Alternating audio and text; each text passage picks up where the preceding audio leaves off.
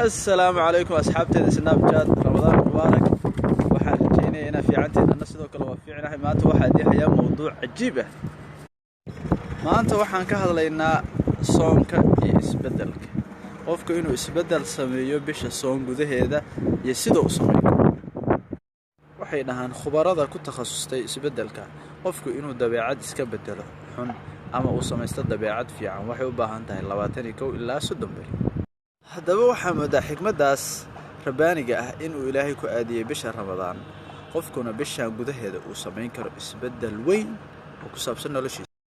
haddaba hadday jirto dabeecad wanaagsan oo aad rabtay inaad yeelatid ama mid xun oo aad rabtay inaad iska goysid fadlan ku aadi bisha barakaysan ee ramadaan. tusaale ahaan waad culus tahay waxaad rabtaa inaad miisaankaaga dhintid bishan barakaysan kaga faa'iideyso oo cunno aan miisaankaaga kordhinayn.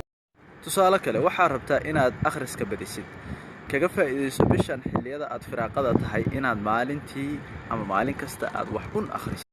tusaale kale haddii aad rabtay inaad qaraabo xiriiriska aad bilowdid bishan maalin walba wac qof qaraabadaada ah salaan xaaladiisana warayso.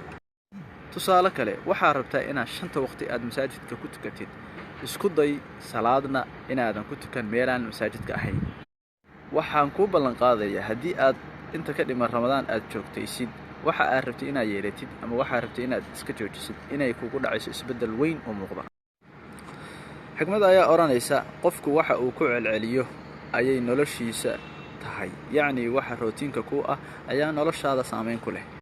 haddii aad maalin walba jimicsatid caafimaadkaaga wuxuu ka yimid waxa aad maalin walba samayn jirtay oo ah inaad jimicsan jirtay. intaasna waxaa ku dhan snapska maanta kaga hadlaynay soonka iyo isbedelka. waxaan rajeynayaa inaanu dhammaanteen isbedel wada sameeyno bishan uga faa'iideysan dhan walba. wassalaamu calaykum waraxmatullaahi wabarakaatu.